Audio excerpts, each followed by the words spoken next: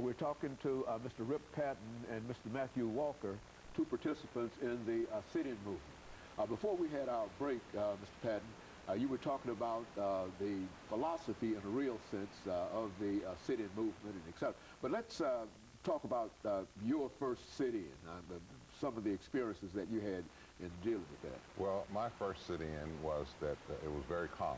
As a matter of fact, it did not make the front page.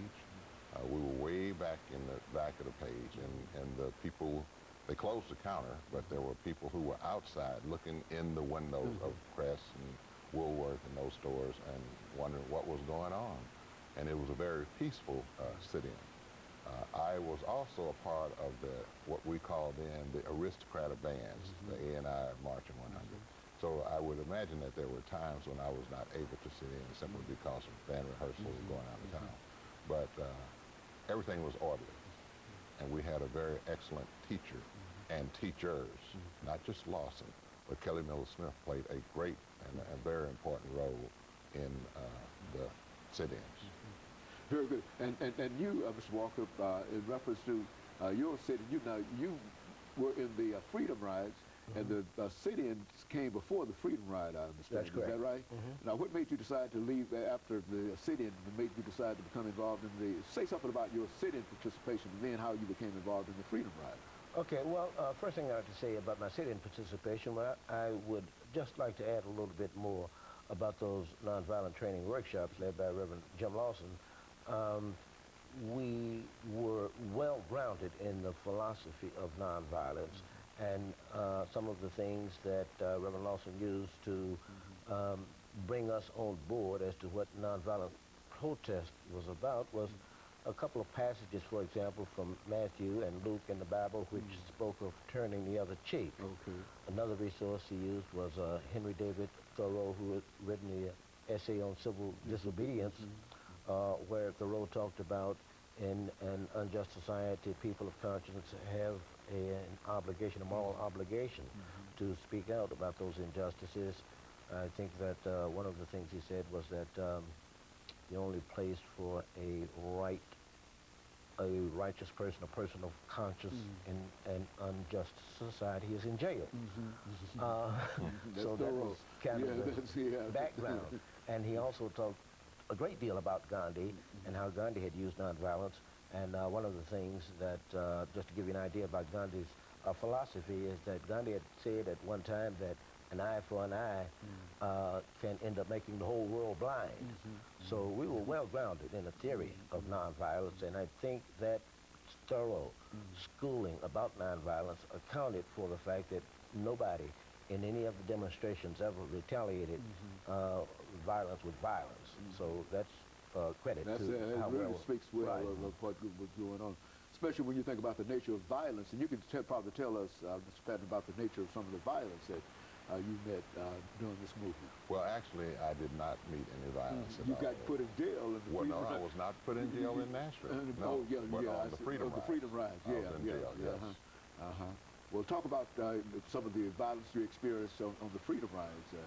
Well, actually, first of all, I think we need to let the audience know that when CORE, the word has been used, abandoned the Freedom Ride because of what happened in Anniston, Alabama, the burning of the bus, and in Birmingham when they beat the riders that were on the bus.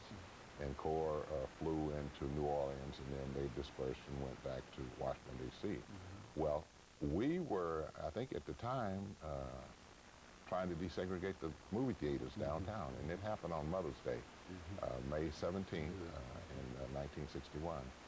And Diane Nash and along with John Lewis and others and the group decided that we would go on the Freedom Ride. We would continue the Freedom Ride. So on that night that they picked the group, those that were there wrote their wills, wrote letters, made phone calls, because the attitude then was we were not going to let violence keep us from continuing the Freedom Ride.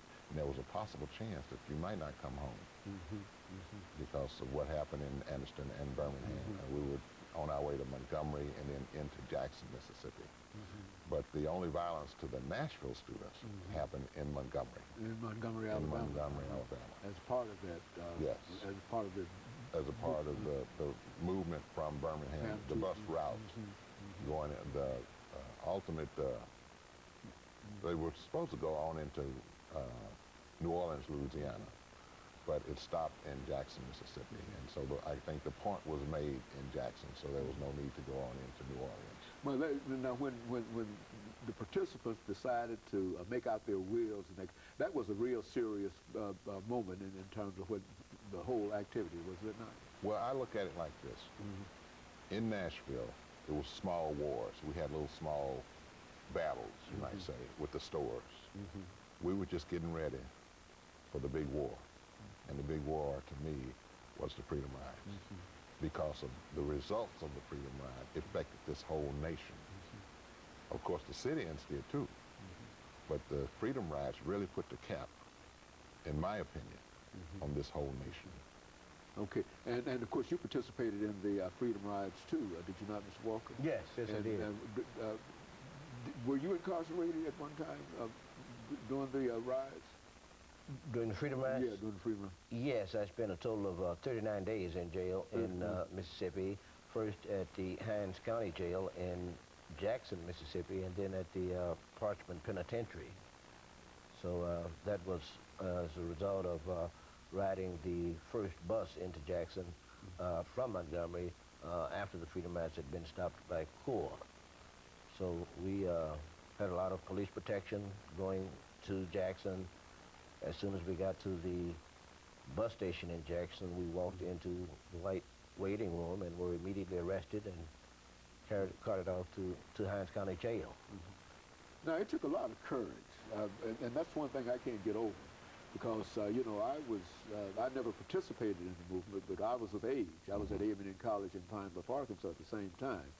And out of the 2,000 students, as I've said, only 8 or 9 actually participated in the sit-ins and et cetera. The rest of us were simply terrorized in reference to it. I mean, we were fearful. And because we were so fearful, we made fun of what they were doing. You see, I mean, you know, you try to justify things and whatever, and et cetera. But that's where we were. We were standing on the sidelines for the most part, and so the sit-in movements never really had a tremendous impact, but the Freedom Rides and those other movements, because these were dangerous movements, were they not? I mean, people were actually killed in reference to these. Yes. Well, what would you say to the young people today in terms of, and we'll be back with following this second commercial break.